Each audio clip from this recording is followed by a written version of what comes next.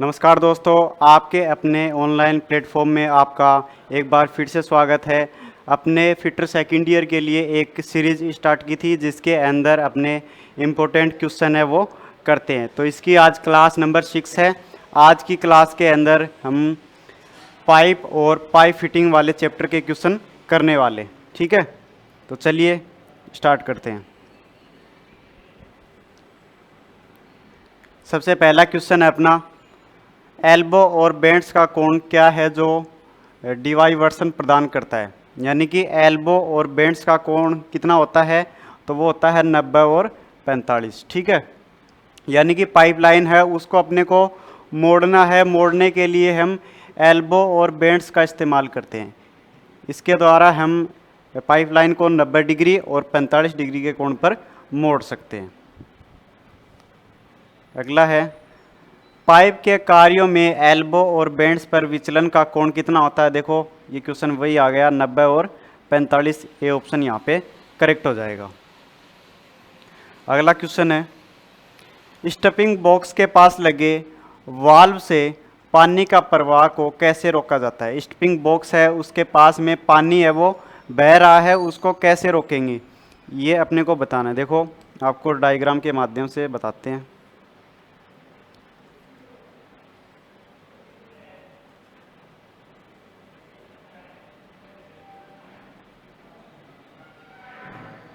ये देखो ये हमारे नल का डायग्राम है, ठीक है, टोंटी का डायग्राम।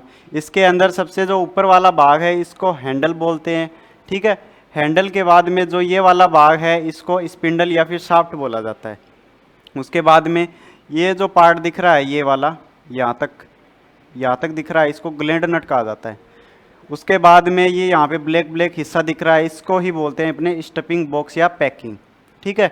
अब क्या बोल रहा है कि अपना जो ठोटी है इसके अंदर पानी है वो स्टफिंग बॉक्स के पास में निकल रहा है। यानी कि इसको नल को चालू करते हैं अपने, तो पानी है वो इधर आना चाहिए, लेकिन पानी ऊपर से भी निकल रहा है, यहाँ से भी निकल रहा है। यहाँ पे थ्रेड है तो थ्रेड से अंदर होके पानी ऊपर से निकल रहा है। इसका कारण क्या है, तो यहाँ पे ये जो पैकिंग लगाई हुई है ये पैकिंग ख़राब हो जाती है तो पानी ऊपर से लीक करने लग जाता है, या फिर ग्लैंड नट है ये ढीला होने के कारण ऊपर से पानी निकलता है, ठीक है। तो अपने को यही पूछा था कि ऊपर से पानी क्यों निकल रहा है स्टफिंग बॉक्स के पास में, तो पैकिंग ख़राब हो गई, उसको अपने को चेंज करना है। अगर ये बोले कि अपनी जो नल है इसको टाइट बंद कर दिया उसके बाद में भी पानी टपक रहा है, तो उसका क्या कारण है, तो उसका कारण होता है ये जो वाशर होता है यहाँ पे, ठीक है, ये वाशर ख़राब हो जाता है तब पानी टपकता है। एक ये बोलता है कि अपने जो नल है इसको अपने खोलते या फिर बंद करते हैं तो आवाज़ आती है, ठीक है। आवाज़ इसलिए आती है, ये वाशर ये यहाँ पे ढीला होता है ना, तो ये हिलता है, हिलने के कारण यहाँ पे आवाज़ आती है। एक दोष और होता है कि हम इसको घुमाते रहते हैं लेकिन ये बंद नहीं होता, घूमता ही रहता है, ठीक है, रुकता नहीं है। तो वो इसलिए होता है कि इसकी जो थ्रेड है वो ख़राब हो जाती है, घिस जाती है, इसलिए घूमता रहता है। तो सारे दोष इसके बता दिए। अब देखो इसके सारे भाग भी देख लो। और इसके बाद में ये यहाँ पे स्टफिंग बॉक्स और पैकिंग हो गया। उसके बाद में ये जो भाग है ये वाला, इसको बोनट कहा जाता है, ठीक है। उसके बाद में ये जो खाली लाइन दिखाई दे रही है इसको metal disc holder valve disc कहा जाता है, ठीक है। इसके नीचे क्या लगाया जाता है, इसके नीचे वाशर लगाया जाता है, और वाशर को रोकने के लिए वाशर नट लगाया जाता है जिसको रिटेनर नट भी कहा जाता है। अब जो ये वाशर है ये किसके ऊपर टिका हुआ होता है, वाल्व सीट के ऊपर टिका हुआ होता है। ये वाल्व सीट होती है जिसके ऊपर ये टिका रहता है। अब यहाँ से पानी आएगा तो ये बंद रहेगी तो यहाँ से पानी निकलेगा नहीं, ठीक है ना। फिर इसको खोलेंगे तो ये ऊपर जाएगा, फिर यहाँ से पानी आगे आएगा, और ये इसकी बॉडी होगी। तो ये सारे इसके भाग हैं।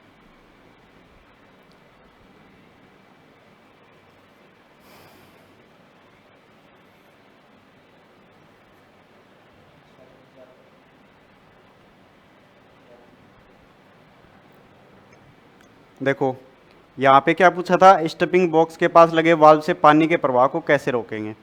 पानी है वो ऊपर से क्यों निकल रहा है, देखो एस्बेस्टर हैम के साथ पैकिंग, यानी कि पैकिंग को चेंज कर देंगे। नेक्स्ट है, पाइप लाइनों में एक्सेंट्रिक रिड्यूसर की पोजीशन क्या होती है।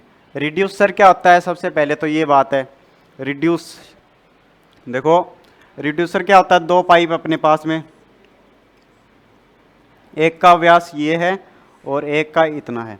इन दोनों पाइपों को आपस में जोड़ना है, ठीक है। एक पाइप मोटा है और एक पतला है, इनको आपस में जोड़ना है, तो इसके लिए हम रिड्यूसर का इस्तेमाल करते हैं, ठीक है। इस प्रकार से होता है रिड्यूसर। और एक तो इस प्रकार से होता है, इन दोनों का जो सेंटर है वो सेम होता है, देखो। और एक इस प्रकार से होता है, एक साइड से रिड्यूस होता है, ठीक है। इसका सेंटर तो ये है और इसका सेंटर ये है, दोनों का अलग अलग है, ठीक है ना। तो ये जो दोनों का अलग अलग है इसको बोलते हैं एक्सेंट्रिक, ठीक है, इसेंट्रिक बोला जाता है इसे। और जो दोनों का सेंटर एक है इसको बोलते हैं अपने कंसेंट्रिक, ठीक है। इसको तो कंसेंट्रिक और इसको इसेंट्रिक, ठीक है। तो ये वाले की बात हो रही है इसेंट्रिक, ठीक है। तो इसेंट्रिक है, इसको किस पोजीशन में लगाया जाता है, ठीक है, इसको किस पोजीशन में लगाया जाता है ये यहाँ पे पूछ रखा है। तो हम इसको हॉरिजॉन्टल पोजीशन के अंदर लगाते हैं, ठीक है। किस पोजीशन में, हॉरिजॉन्टल पोजीशन के अंदर लगाते हैं, यानी कि पड़ी अवस्था के अंदर इस प्रकार से लगाते हैं। और इस वाले को खड़ी अवस्था में यानी कि वर्टिकल स्थिति में लगाते हैं, ठीक है ना। तो आपको दोनों का बता दिया।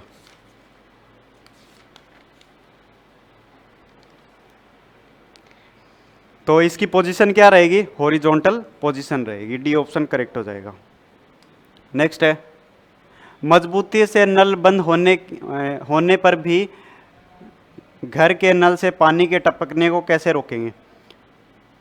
यहाँ पे देखो बताया था आपको कि पानी नल है उसको तेजी से बंद कर देंगे, उसके बाद में भी पानी टपक रहा है, उसका क्या कारण है, जो अपना वाशर है वो खराब हो गया है, उसको बदलने की आवश्यकता है, तभी पानी टपक रहा है। तो यहाँ पे वाशर को चेंज कर देंगे। अगला क्वेश्चन है, पाइपों को कैसे वर्गीकृत किया जाता है। पाइपों को कैसे वर्गीकृत करते हैं, पाइपों को मटेरियल के अनुसार करते हैं, ठीक है, कि पाइप अपना लोहे का है, प्लास्टिक का है, इस प्रकार से। नेक्स्ट है, इस पाइप फिटिंग का नाम क्या है। इस पाइप फिटिंग को क्या कहते हैं अपने, ये देखो यहाँ पे एल्बो है और एंगल कितना है इसका 45 डिग्री, ठीक है। तो ये ऑप्शन यहाँ पे सही हो जाएगा। आंतरिक चूड़ियों वाले पाइप लाइनों को बंद करने के लिए किस मानक पाइप फिटिंग का उपयोग किया जाता है। यहाँ पे ये बोल रहा है कि पाइप है उसके अंदर चूड़ी कटी हुई है, ठीक है, और उसको आगे से बंद करना है, तो बंद करने के लिए हम किसका यूज करेंगे, हम यूज करेंगे प्लग का, ठीक है। किसका यूज करेंगे, प्लग का। अगर बाहर की थ्रेड कटी हुई होगी तो हम कैप का यूज करेंगे, और अंदर की थ्रेड होगी तो प्लग का यूज करेंगे। तो यहाँ पे अपना ए ऑप्शन बिल्कुल राइट हो जाएगा। अगला क्वेश्चन है, इस पाइप फिटिंग का नाम क्या है। देखो ये यहाँ पे क्या दर्शाया हुआ है, ये यहाँ पे टी जॉइंट है, ठीक है। क्या है ये, टी जॉइंट है, यहाँ पे टी बन रहा है, तीन पाइप यहाँ पे जुड़ी हुई हैं, ब्रांच यहाँ पे निकल रही है, तो इसको क्या कहेंगे अपने, इसको कहेंगे टी जॉइंट। अब देखो टी जॉइंट तो है ये, लेकिन इसके अंदर क्या है, इसका जो ये व्यास है और ये व्यास दोनों सेम है, लेकिन हम ऊपर वाले को देखेंगे तो इसका व्यास इन दोनों से कम है, यानी कि यहाँ पे क्या हो रहा है, रिड्यूस हो रहा है, ठीक है। दो तो सेम है और एक कम है। तो हमने पीछे पढ़ा था कि दो पाइप है, एक का व्यास ज़्यादा एक का कम है, उनको दोनों को जोड़ने के लिए किसका यूज कर रहे थे, रिड्यूसर का। तो टी जॉइंट के साथ में क्या आएगा, रिड्यूसर। तो ये कौन सा हो जाएगा, reducer T joint, C option correct हो जाएगा। नेक्स्ट है, किस प्रकार के रिंच का उपयोग 50 mm से अधिक व्यास के मीटर पाइप के लिए मजबूत पकड़ के साथ कसने के लिए किया जाता है। ये यहाँ पे बोल रहा है कि 50 mm के ज़्यादा व्यास वाले पाइपों को पकड़ने के लिए हम किसका यूज करते हैं। तो देखो जो अपना चैन पाइप रिंच होता है ना, चैन पाइप रिंच, इसका यूज अपन 50 से 150 mm के लिए करते हैं, ठीक है। कहाँ से कहाँ तक, 50 से 150 mm तक। और जो अपना स्टील्सन पाइप रिंच होता है, इसका यूज़ हम 15 से 50 mm के लिए करते हैं, ठीक है, 15 से 50 mm। और जो ये अपना फुटप्रिंट रिंच होता है, इसका यूज सीमित स्थान पर करते हैं, सीमित स्थान पर। और स्ट्रैप रिंच होता है, इसका यूज फिनिश्ड ट्यूबुलर सतह पर किया जाता है, फिनिश्ड ट्यूबुलर सतह पर इसका यूज अपन करते हैं, ठीक है। तो यहाँ पे क्या पूछा है, 50 mm से ज़्यादा के व्यास वाले पाइप को पकड़ना है तो हम किसका यूज़ करेंगे, हम यूज़ करेंगे चैन पाइप रिंच का। सी ऑप्शन अपना करेक्ट हो जाएगा। अगला क्वेश्चन देखते हैं। पाइप के जोड़ में भाग एक्स के रूप में चिन्हित भाग का नाम क्या है। ये यहाँ पे एक्स के रूप में चिन्हित भाग को दर्शा रखा है। तो देखो क्या होता है कि इस प्रकार से अपनी थ्रेड है, ठीक है। उसके बाद में क्या कर दिया, ऊपर वाले को ऐसे सीधा कर दिया, नीचे सही है, ऊपर को फ्लैट कर दिया, फिर क्या कर दिया, आगे दोनों को सीधा कर दिया, ठीक है। तो ये इसलिए करते हैं ताकि हम इन थ्रेड को आपस में चढ़ाते हैं। ये दो पाइप हैं, ठीक है, एक ये जो पाइप है इसके अंदर की चूड़ी है और इसके बाहर की चूड़ी है, इन दोनों को अपने टाइट करेंगे। तो ये इसलिए करते हैं ताकि जो जॉइंट है वो लीक प्रूफ बने, ठीक है, वहाँ पे लीक ना हो कुछ, ठीक है। तो इसको अपने बोलते हैं हेम्प पैकिंग, ठीक है, इसको हेम्प पैकिंग बोला जाता है।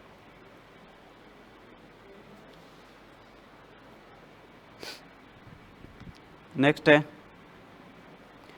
एक्स से चिन्हित भाग का नाम क्या है। ये यहाँ पे एक्स के रूप में चिन्हित भाग को पूछ रखा है, तो इसको कहते हैं शाफ्ट या फिर स्पिंडल, ठीक है, शाफ्ट या फिर स्पिंडल।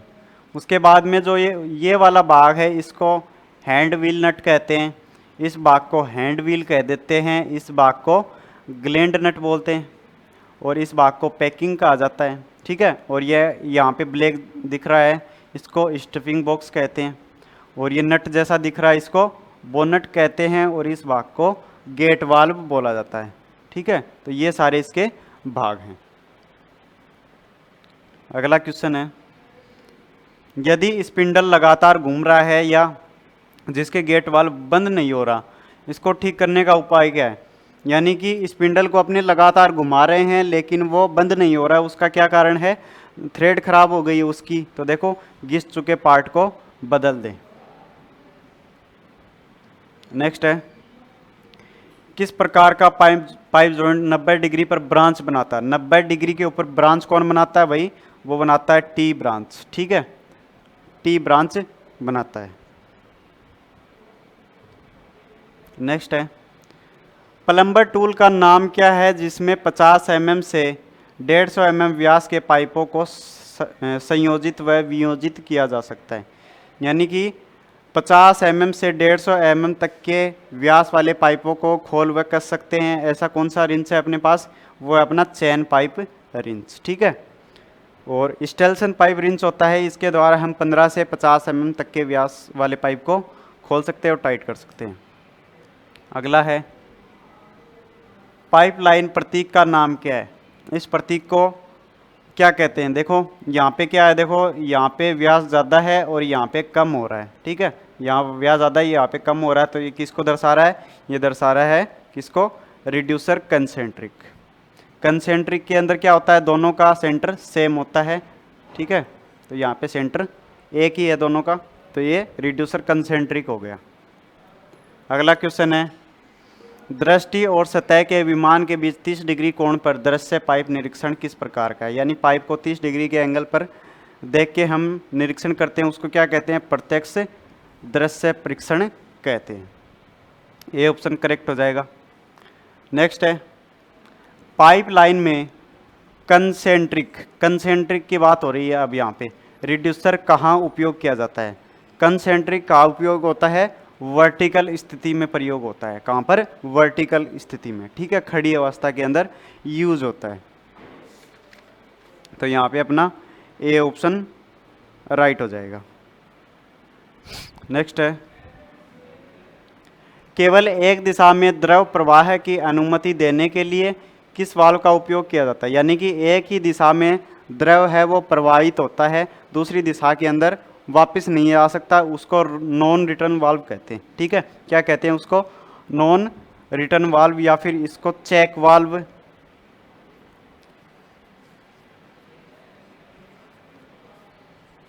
ठीक है, इसको non return valve, check valve और रिफ्लेक्स वाल्व भी कहा जाता है। ठीक है, इसका एक और नाम रिफ्लेक्स वाल्व भी होता है, रिफ्लेक्स वाल्व।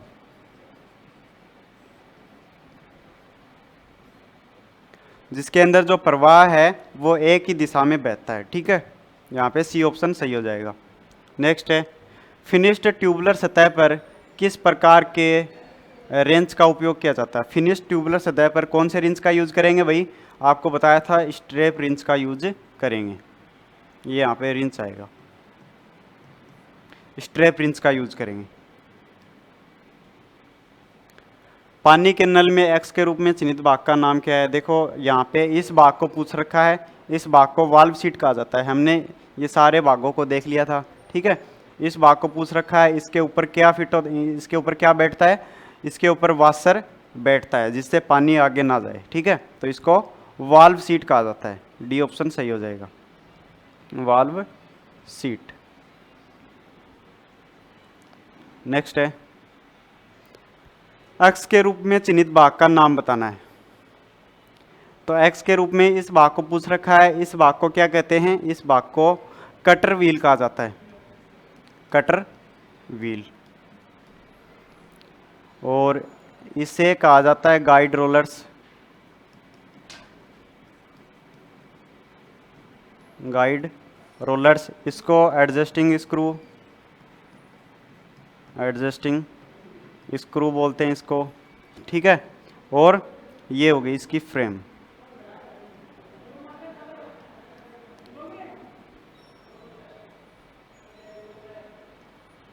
ठीक है, तो ये सारे इसके भाग हो गए। हमें क्या पूछा था? हमें इस भाग को पूछा था, तो ये हो गया cutter wheel. A option correct हो जाएगा। नेक्स्ट है, पाइप वाइज कितने मीटर व्यास के पाइपों को पकड़ने की क्षमता रखता है? पाइप वाइज के अंदर कितने व्यास के पाइपों को पकड़ सकते हैं हम? तो 63 के पाइप को पकड़ सकते हैं। ठीक है, 63 व्यास वाले पाइप को पकड़ा जा सकता है। ये रिंच किस प्रकार का है? तो देखो यही रिंच है जिसको हम स्ट्रेप रिंच कहा जाता है, जिसका यूज फिनिश्ड ट्यूबुलर सतहों के ऊपर किया जाता है। ठीक है,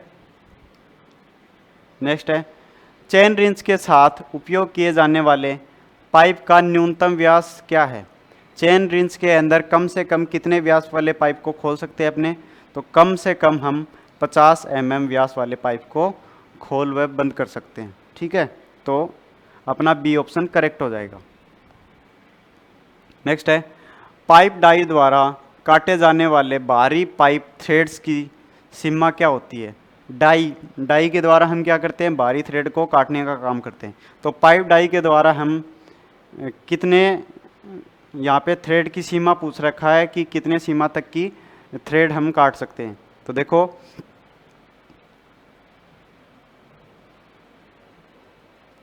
यहाँ पे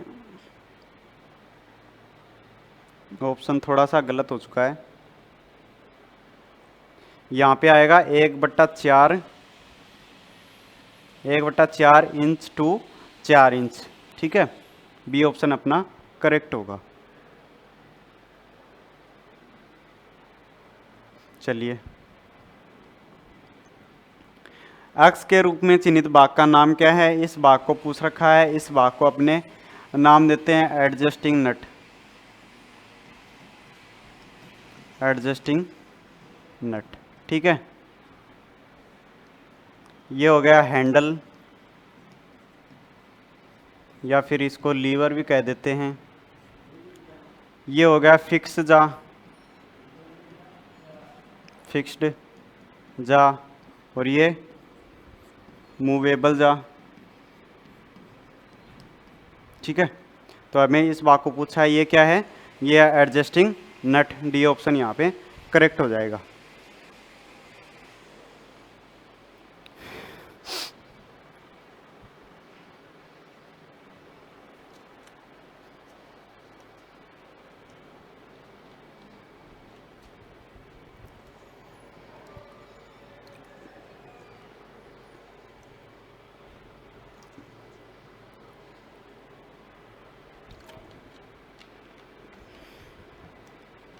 चलिए अगले क्वेश्चन के ऊपर चलते हैं। पाइप के प्रवाह की दिशा को मोड़ने के लिए किस पाइप फिटिंग का उपयोग किया जाता है? पाइप के प्रवाह की दिशा को मोड़ने के लिए हम किस पाइप फिटिंग का यूज़ करते हैं? तो हम यूज़ करते हैं एल्बो का। ठीक है, पाइप लाइन को मोड़ने के लिए हम एल्बो का इस्तेमाल करते हैं। तो यहाँ पे अपना सी ऑप्शन सही हो जाएगा। एल्बो या फिर बेंड्स का यूज़ करते हैं, बेंड्स होता तो भी सही हो जाता। किस पाइप फिटिंग में 90 डिग्री और शाखाएं व्यास में समान होती है? यानी कि पाइप फिटिंग को 90 डिग्री के अंदर करना है, ठीक है, और वहाँ पे शाखा निकल रही है और उसका व्यास समान है, ठीक है, तो हम किसका यूज़ करेंगे? टी जॉइंट का करेंगे। व्यास अलग होता तो रिड्यूसर टी जॉइंट का यूज करते हैं। नेक्स्ट है, यह पाइप फिटिंग क्या है? यह पाइप फिटिंग है, ये किसको दर्शा रहा है? तो हम इसको कहते हैं क्या? कैप कहते हैं, ठीक है। यानी कि पाइप के बाहरी थ्रेड है उसको बंद करना है तो उसके लिए हम कैप का इस्तेमाल करते हैं, और आंतरिक थ्रेड है तो वहाँ पे अपने प्लग का यूज करते हैं। नेक्स्ट है, यह पाइप फिटिंग का नाम क्या है? देखो ये अपना क्या है? ये रिड्यूसर है, ठीक है, रिड्यूसर। कौन सा? कॉन्सेंट्रिक, जिसका दोनों का केंद्र एक ही होता है। प्रवाह को नियंत्रित करने के लिए किस वाल्व का उपयोग किया जाता है और इसे केवल खुला या फिर बंद स्थिति में रखा जाता है? तो हम यूज करते हैं गेट वाल्व का। या तो इसे खुले स्थिति में रखेंगे या फिर इसको बंद करके रखेंगे। नेक्स्ट है, लॉन्ग रेडियस एल्बो के लिए त्रिज्या का साइज क्या है? त्रिज्या का साइज पूछ रहा है किसके लिए? लॉन्ग रेडियस के लिए, ठीक है, लॉन्ग रेडियस एल्बो के लिए पूछ रहा है त्रिज्या का साइज। तो लॉन्ग रेडियस एल्बो के लिए त्रिज्या का साइज होता है पाइप के बोर के 1.5 गुना, ठीक है, पाइप के बोर के 1.5 गुना। अगर शॉर्ट रेडियस एल्बो का पूछेगा तो वो होगा पाइप बोर के बराबर, ठीक है। तो यहाँ पे अपना बी ऑप्शन सही हो जाएगा।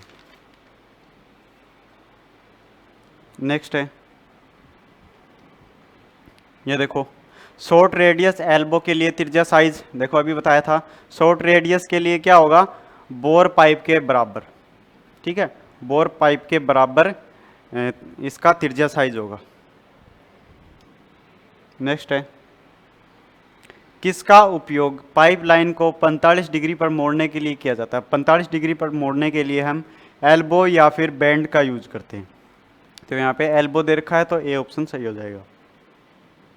अगला क्वेश्चन है, विभिन्न व्यास की पाइप लाइनों को जोड़ने के लिए किस मानक फिटिंग का उपयोग किया जाता है? यानी कि विभिन्न व्यास यानी अलग अलग व्यास वाली पाइपों को जोड़ना है तो उसके लिए हम किस पाइप फिटिंग का यूज करेंगे? तो यहाँ पे अपने रिड्यूसर का यूज करेंगे, ठीक है। नेक्स्ट है, बाहरी थ्रेड्स के दो पाइपों को जोड़ने के लिए पाइप लाइन में किस प्रकार की फिटिंग का उपयोग किया जाता है? यहाँ पे क्या बोल रहा है? दो पाइप है, उसके बाहर थ्रेड है, उसको जोड़ना है तो हम कपलिंग का यूज करेंगे। अगर अंदर थ्रेड होगी तो हम निप्पल का यूज करेंगे, ठीक है, अगर बाहर थ्रेड है तो हम कपलिंग का यूज करेंगे। नेक्स्ट है, बंद होने के बाद भी नल से पानी टपकने का क्या कारण है? यानी कि नल को बंद कर देते हैं उसके बाद भी पानी टपकता है, उसका कारण क्या है? उसका यही कारण है कि उसका वाशर है वो खराब हो चुका है, उसको बदलने की आवश्यकता है। तो ये ऑप्शन अपना सही हो जाएगा, दोषपूर्ण वाशर को बदलना, ये ऑप्शन अपना करेक्ट हो जाएगा। नेक्स्ट है, क्यों चालू होने पर नल में तेज आवाज़ आती है? नल को चालू करते हैं तो बहुत ज़्यादा आवाज़ करता है, उसका क्या कारण है? स्पिंडल पर वाल्व का ढीला होना, ठीक है, स्पिंडल पर वाल्व ढीला होना, इसके कारण आवाज़ आती है। डी ऑप्शन करेक्ट हो जाएगा। नेक्स्ट है, स्पूल स्लाइड के माध्यम से किस प्रकार के वाल्व कनेक्शन को खोला या फिर बंद किया जाता है? वो हम करते हैं किसके माध्यम से? बटरफ्लाई वाल्व के माध्यम से। बी ऑप्शन करेक्ट हो जाएगा। नेक्स्ट है, एक ही दिशा में द्रव प्रवाह की अनुमति देने और विपरीत दिशा में प्रवाह को ब्लॉक करने के लिए किस वाल्व का उपयोग किया जाता है? देखो पीछे भी आया था ये, इसको बोलते हैं non return valve, check valve, या फिर तीसरा नाम क्या बताया था? Reflex valve. 3 नाम है इसके, ठीक है। आगे इसका डायग्राम भी आएगा, ये रहा नॉन रिटर्न वाल्व। इसके अंदर इसके भाग को पूछ रखा है, इस भाग को पूछ रखा है, इस भाग को स्टॉप प्लग कहा जाता है, ठीक है। उसके बाद में ये जो भाग है इसको कैप कहा जाता है। उसके बाद में इस भाग को, यहाँ पे इस भाग को अपन हिंज कहते हैं, इस भाग को हिंज कहते हैं। यहाँ पे एक पिन लगी हुई है जिसको हिंज पिन कहा जाता है, और यहाँ पे इसके ऊपर एक नट लगा हुआ है जिसको हिंज डिस्क हिंज नट कहते हैं, ठीक है। उसके बाद में इसके नीचे का भाग ये वाला ऐसे, इसको डिस्क कहा जाता है, ठीक है, इसको डिस्क बोलते हैं।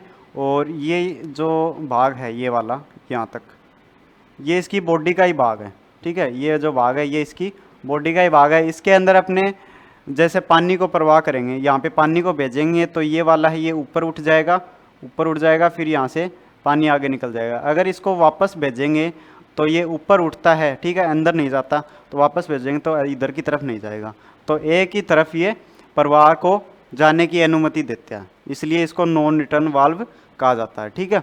Non return valve, check valve या फिर रिफ्लेक्स वाल्व इसको कहा जाता है। इसके 3 नाम। तो यहाँ पे इस भाग को पूछा है, इसको क्या कहते हैं? अपने स्टॉप प्लग कहते हैं। तो यहाँ पे बी ऑप्शन करेक्ट हो जाएगा। नेक्स्ट है, पाइपलाइन में प्रवाह के महीन नियंत्रण यानी कि फाइन कंट्रोल के लिए किस वाल्व का उपयोग किया जाता है? फाइन कंट्रोल के लिए हम निडल वाल्व का यूज करते हैं, फाइन कंट्रोल के लिए, ठीक है। तो यहाँ पे सी ऑप्शन करेक्ट हो जाएगा। नेक्स्ट है, एक ही दिशा में द्रव प्रवाह की अनुमति देने और विपरीत दिशा में प्रवाह को ब्लॉक करने के लिए किस वाल्व का उपयोग किया जाता है? बार बार वही आ रहा है, कौन सा होगा? Check valve. तो अपना बी ऑप्शन करेक्ट हो जाएगा। नेक्स्ट है, इस वाल्व का क्या नाम है? इस वाल्व को क्या कहते हैं अपन? इस वाल्व को कहते हैं चेक वाल्व या नॉन रिटर्न वाल्व। अगला क्वेश्चन है, एक दिशा में प्रवाह को ब्लॉक करना और दूसरी दिशा में द्रव को बहने की अनुमति देने के लिए किस वाल्व का उपयोग किया जाता है? तो हम यूज करते हैं नॉन रिटर्न वाल्व, ठीक है। तो अपने जो क्वेश्चन है वो यहाँ पे इस चैप्टर के कंप्लीट हो जाते हैं। इसके बाद में अपना अगला जो चैप्टर आता है वो होता है जिग एवं फिक्सर, ठीक है। उसके क्वेश्चन अपने करेंगे अगली क्लास के अंदर। आशा करते हैं आपको ये वीडियो अच्छी लगी होगी। अगर अच्छी लगी तो कमेंट करके ज़रूर बताएं, वीडियो को शेयर करें और चैनल को सब्सक्राइब करें। धन्यवाद।